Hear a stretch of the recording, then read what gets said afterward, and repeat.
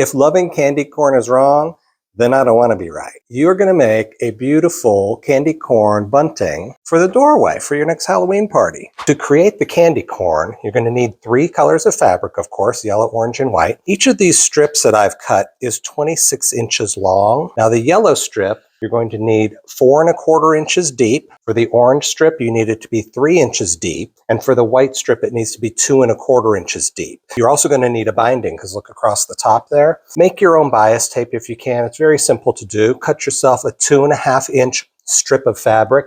This one is 34 inches long. I folded it in half and I folded the centers in, and I think you know how to do a bias tape at this point. We're going to sew the white to the orange. We're going to sew the orange to the yellow, and then we're going to press the seams to the dark side and then come back to the table. Okay, we've sewn our strips together. See, I've pressed them to the dark side, each one. Now we are ready to cut out a couple of squares to make some candy corn. First, I want to mark the midway point. I'm going to take my ruler on each edge, and this one here measures 8 1/2, so I'm just going to make a little dot at 4 1/4. I'm going to do this in the mid part and at the end too. So I'm going to draw a light line across the whole thing. This is a heat resistant pen. This mark will go away after we iron it, but it's important that we see where this is. So here's my center line. Now next, we're going to use this ruler. This is a 6-inch square ruler. This is what I use to cut out all the candy corns. It's perfect for this. It has a 45-degree line that goes diagonally right through it. I'm going to match that diagonal line to the center line I just drew. I'm going to lay this on the fabric. My 45-degree line goes right through that center line.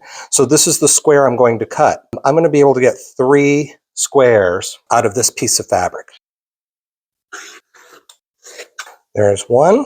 And again, the 45-degree line through my ruler goes right over that center line.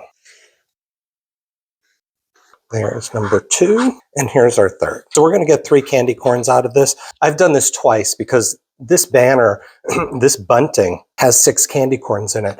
And the size of this is perfect to hang in a doorway. So I would recommend that you make 6 of these. Here's the start of this. What we want to do is take this square, fold it right sides together, and we're going to stitch a line from the orange corner down to the white corner on each one of these.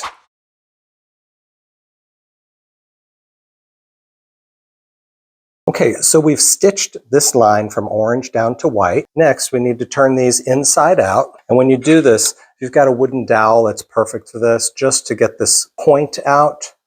Much nicer. So I'll set these aside. I'll just show you this first one. We're going to turn this inside out, right side out. Then I'm going to lay it down on the board like this. We are going to press this open like that. Now it doesn't look like a candy corn just yet, but it does on the other side. Then we're going to tuck this top inside all the way to the top here, and then we'll give that a press also. Here is your candy corn. So we're going to do that with all 6 of these, and then we'll be attaching our binding next. Okay, so now I've got my binding that I made earlier. What I'm going to do, since we're making 6 of these, I want to find the center point because I know I'm going to have 3 candy corns on either side of the center. I'm going to put one right inside the fold, and I'm just going to work my way down the row here. These are just going to touch on the inside, then my third.